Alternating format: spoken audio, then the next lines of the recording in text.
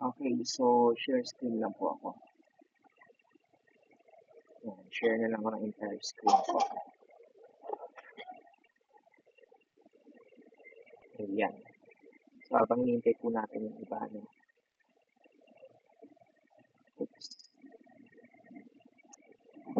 Okay, so yung topic po natin ngayon is all about yung VLOOKUP and HLOOKUP. And at the same time, tuturuan ko rin po kayo ng um, list, no? Yung paggawa po ng list po natin. So, first is gumawa po muna tayo ng list. Ayan, kung makikita niyo po dito, meron po tayong branches na sheet, no? Spreadsheet, no? Na meron po tayo ditong branches. Then, dito po nakalagay lahat ng mga branches ng isang business, no? Whatever the business, pero dito po yung nakalagay yung mga branches natin. Now, gagamitin po natin ito dito sa VLOOKUP and HLOOKUP. Well, dito naman, kinapi ko lang naman po yun sa branches. Yan. So, naglagay lang naman po ako dito ng equal sign and then kinuha ko lang yung different branches po. No? So, gagamitin natin yung branches po na to para dito and these branches, gagawan po natin siya ng list. No? So, paano po natin gagawin yon? First is, ang gagawin po natin ay ganito. Punta po tayo dito. Ayan. Punta po tayo dito sa may branch. Nandito po yon sa H and sa I. Ayan. Medyo lakalan natin ng konti para makita ninyo. So, dito sa H and I, ayan. So, dito po yung branch po natin sa I. Now, dito po yung branch kasi ang gusto ko po makita kasi mamaya is kapag pinet ko yung branch, makikita ko yung quarter 1, quarter 2, quarter 3, and quarter 4 sales, and at the same time yung total sales by just selecting the branch dito. Okay? Kasi kapag hindi ko po ginawa yun, kailangan ko pang i-type yung branch para makita ko po yung quarterly sales and then yung total sales. No? So, paano ko po gagawin yan? Unang-una is isa-select ko muna yung paglalagyan po natin ng list, which is the I1. Okay, so the I1. Then, pupunta po tayo ng data. Dito po, sa data ribbon tab. And also, pupunta po tayo dito nung data validation. Dito po sa data tools group. No? Dito po sa data validation. Ito po siya. Now, kapag pilit po natin yung data validation, makikita niyo po itong window na to na data validation window. And then, meron dito settings, input message, and error alert. No? Pero dito lang po tayo muna sa settings, mag-focus. Ngayon, meron po tayo dito any value. Dito po sa validation criteria. Sa allow, nakalagay po dito is any value. Ngayon, instead of any value, click po natin yan and select natin yung list. Ayan. So, siniselect ko po yung list. Ayan. Now, meron po tayong lalabas dito, itong source na ito. Ayan. So, meron po tayong source. Tapos, i-click nyo lang po yan. Ayan. So, since ang source natin ay yung branches, punta tayo dun sa branches na, ayan. Ayan. So, sa worksheet na branches, punta tayo. Ayan. So, punta tayo sa worksheet na branches and then click ko lang itong mga branches na to. Okay, then hit enter sa keyboard. Then, makikita natin dito, selected na yung branches, then okay lang natin. Ayan. So, kung makikita po ninyo dito, sa part na to, ayan. So, kung makikita ninyo dito sa part na to, and kapag clinic po natin yan, meron po siyang parang arrow na dito. Ayan. So, makikita po natin sa arrow na yan yung different branches. Cabuyao, Alabang, Pasig, Las Piñas, Makati, Bacolod, and Bulacan. For example, yan. So, ayan po yung different branches. So, instead of typing the branch, ang mangyayari na lang po is isa-select nyo na lang po. Ayan. So, it's very important, especially if para maiwasan din natin yung error, no? Sa pagka-type, sa spelling, and then also yung hindi natin natatandaan kung ano yung branch. So, may iwasan natin. I-click na lang natin. For now, wala pa pong lumalabas. Okay, so wala pa pong lumalabas kapag nagse-select pa ng branch. Bakit po? Kasi gagamitin po natin yung lookup functions po natin for us to be able to see kung ano po yung data para sa quarter 1 to quarter 4 and also sa sales. Ayun, so yes, ito po yung drop down, tama po kayo.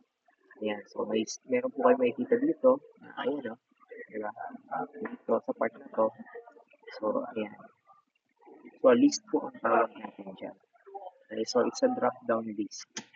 So for example, ayan, so quarter 1, paano natin gagamitin ang lookup function? So dito, kung makikita ninyo yung table natin, ayan. So pag ganito yung itsura po ng table natin, ang gagamitin po natin dyan ay VLOOKUP. Okay, VLOOKUP. Ibig sabihin, ang column niya, yung data niya by column, di ba? The branch, quarter, yung mga quarters, tapos yung sales. So, kumbaga, by column yung branch, ay yung data niya.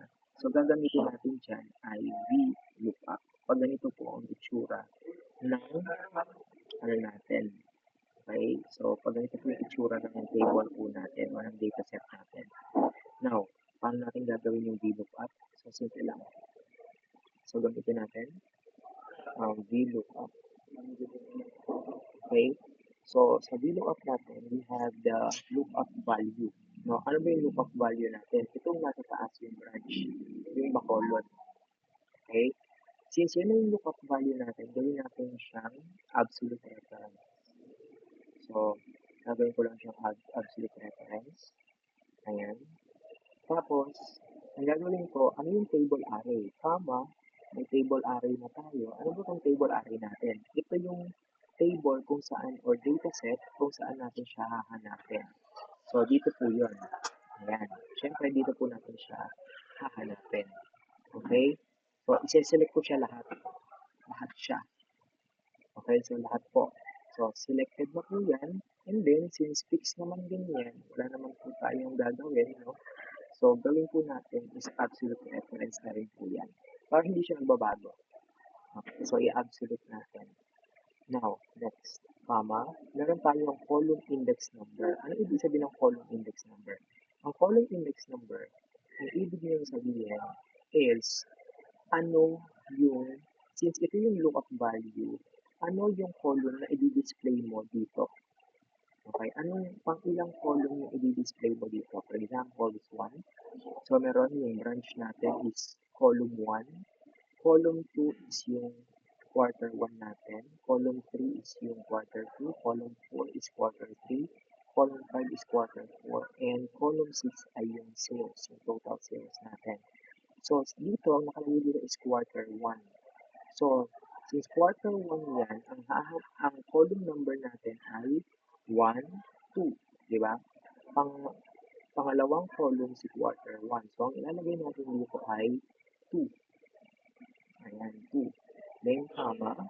Tapos, nakalagay dito, approximate match or exact match. Since exact match po tayo, ang ilalagay natin ay false. Oops. Hindi natin ay false. Kasi nga exact match. Kumbaga, yung mga small letters, mga big letters natin, mga capital letters natin, uppercase, lowercase, no? Exact match. No, that's why false po. Then, enter lang natin. So, nakikita natin si Bacolod, no? Si Bacolod, meron siya sa quarter 1 niya na 235,000. Tingnan natin. Si Bacolod, ayan po, 235,000. So, ulitin lang po natin yan para dito sa lahat ng to. Babaguhin lang natin yung column number. So, dahil nga dun, ang gagawin na natin is double-click natin. Okay, double-click natin ito sa gilid. So, double-click lang natin. Ayan, meron na po siya sa baba. So, bakit pare-pareho? Kasi po, kailangan baguhin natin anong column. Diba? So, ito, si quarter 2, column 3 siya. Oops. Quarter 2 is column 3 siya. No? Ito naman is, ayan, so column 4 naman to. Ito naman is column 5. Then, ito naman is column 6. Okay. So, makikita ninyo, Ayan na po siya. Ayan. So, si Bacolod, katingin ng Bacolod natin. So, yung column 6 niya is 1,240,000. So, ito po yan. No? Ito po siya. Now, kapag nilipat-lipat natin yan, yan, makikita nyo, nagbabago rin yung data. Diba? So, nagbabago rin yung data natin pagka nilipat-lipat natin siya. Yan po yung VLOOKUP. And may limitation po si VLOOKUP ha. Ayan, so may limitation po si VLOOKUP. Si VLOOKUP ay hindi niya kayang mag-lookup. Yung lookup value niya hindi niya kaya na patalikod. So for example, ang gusto niyo i-display ay yung branch. Okay, so ang gusto niyo i-display ay yung branch. Tapos, ang lookup value niyo ay quarter 1. Tingnan niyo. Kunwari dito ko ilalagay, tapos ito ay nasa quarter 1. So, gawan ko ng list. Example lang naman to. Okay, so gawan ko ng list para magkaroon tayo ng error.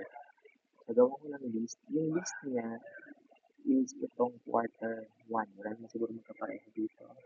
Wala naman. So, itong quarter 1 yung list natin. Okay? So, tapos, ayan. So, dito gawin ko quarter 1. So, ayan. Tapos, gawan ko dito, for example, VLOOKUP. Ayan. Tapos, lookup value is ito, yung C11. Then, table array is ito. Ayan. Then, column index number is 1.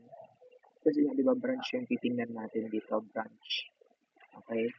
Then, range lookup is false. Kasi yan, exact tayo.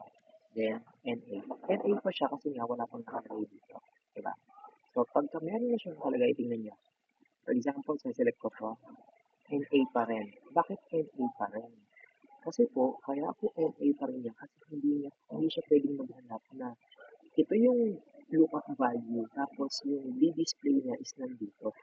Or ito yung lookup value, for example, tapos yung i-display niya is nandito. Kailangan ang lookup value is laging nandito para ma-display niya yung mga nandito.